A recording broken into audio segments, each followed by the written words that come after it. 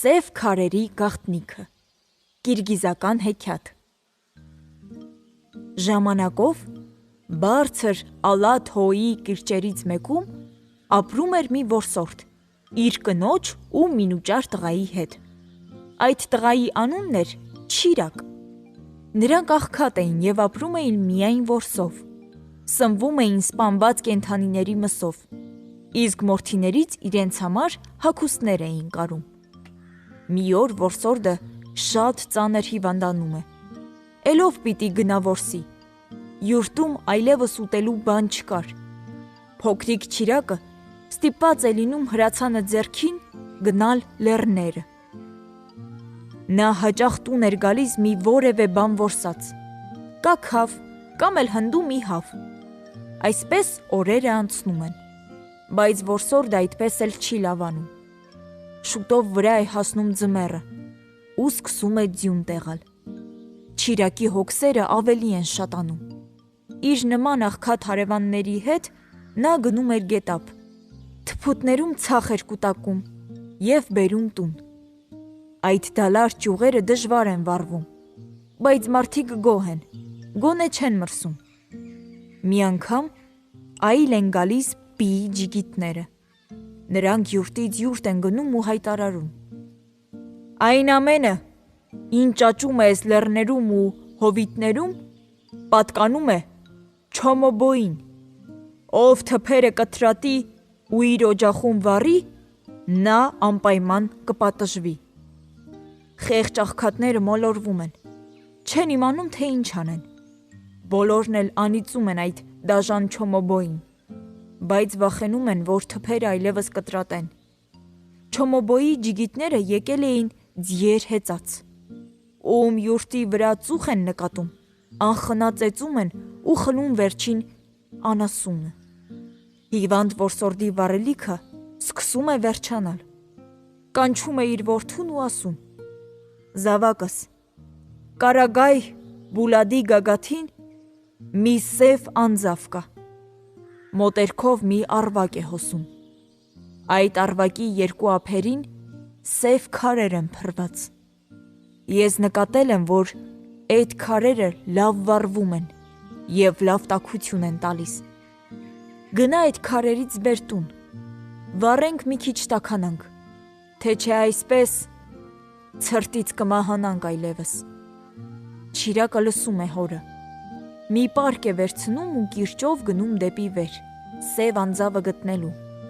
Շատ է գնում, թե քիչ, ինքն էլ չի իմանում։ Մեկ էլ շուտով հասնում է այնտեղ, որի մասին պատմել էր իր հայրը։ Այնտեղ շատ սև քարեր կային։ Տղան շատ է ուրախանում և իր պարկը լիքը լցնում է։ Փորձում է շալակել, բայց չի կարողանում։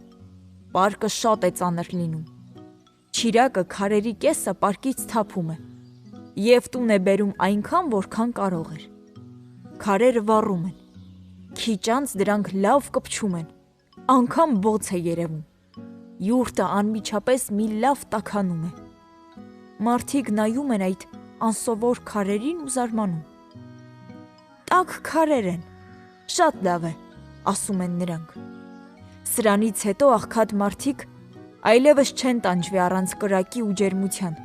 ասում է հիվանդ որսորդը։ Այդ տարի ձմեռը երկարում է, իսկ Չոմոբոյին անընդհատ պատժում է նրանց։ Պատժում է նրանց, ովքեր իր փայտն էին տանում ու վառում։ Բայց որսորդի այլը ցրտից չի նեղվում։ Չիրակը բոլորին էլ հայտնում է սև այրվող քարերի տեղը։ Մարդիկ վառում են այդ քարը և հաճույքով տաքանում։ Ջիգիտները տեսնում են այդ ու Չոմոբոյին հայտնում։ Հենց հիմա ինձ մոտ բերեք Չիրակին, հրամայում է Չոմոբիը։ Թե որ իր կամքով չգա, արկանով քարշ տվեք ու բերեք ինձ մոտ։ Ջիգիտները այլ են սլանում ու բռնում են փոքրիկ Չիրիկին։ Աղքատ գյուղացիները խնդրում են տղային ձեռք չտալ, բայց ջիգիտները չեն լսում։ Նրանք տղային բիի մոտ են քարշ տալիս։ Ներս են մտնում բիի գեղեցիկ զարդարված յուրտը։ Երբեք տղան այդքան թանկ ու գեղեցիկ բաներ չէր տեսել։ Մետաքսե վերմակները սարի նման վեր էին բարձրացել։ Փռված էին գորգեր, կերեգեի վրայից կախված էին հովազի, վագրի ու արջի մորթիներ, ամենուր փայլում էին ոսկե փիալարներ ու բականներ, զարդարված արծաթով ու ոսկով։ Չոմոբիը տղային սիրալիր ընդունում է, նստեցնում է իր կողքին ու շողոքորթ ձայնով հարցնում. Որդյակ իմ Չիրակ, դու որտեղ ես գտել այդ սև քարերը, թե որ ասես, ինչ որ ուզես կստանաս, դու կդառնաս ջիգիտ, ես քեզ ոչխարի մի հոտ ու ձիերի երամանք կտամ։ Չիրակը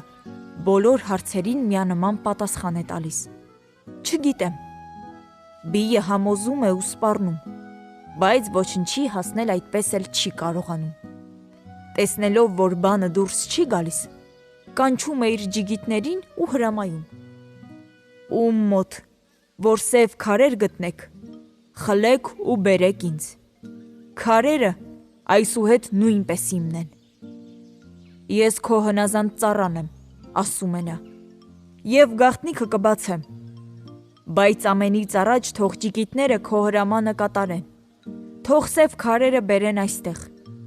քարերը իրենք կարող են իրենց գաղտնիքը բացել քեզ, ասում է տղան ու քմծիծաղ տալիս։ Ջիգիտները գնում են որսորդների այլը և երեկոյան եզներին ու ձիերին բարձած բերում են սև քարերը։ Դե տղաս, ստիպիր ես քարերին բացել իրենց գաղտնիքը, ասում է բիը։ Տղան քարերը մի փոքր կույտ է դարձնում, դրանք վառում է ու զգուշացնում։ Հիմա դու տնից դուրս չգաս, նստիր օջախի մոտ ու նայիր, թե քարերը ինչպես են այրվելու։ Ես դուռը ամուր կփակեմ, քանի որ այդ քարերի գաղտնիքը մենակ դու պետք է իմանաս։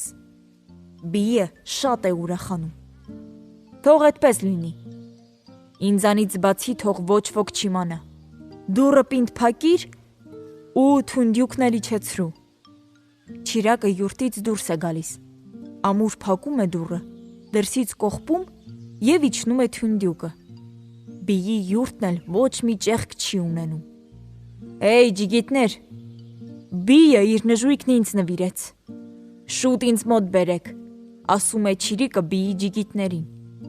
Եթե բիը հրամայել է, ով կարող է չկատարել։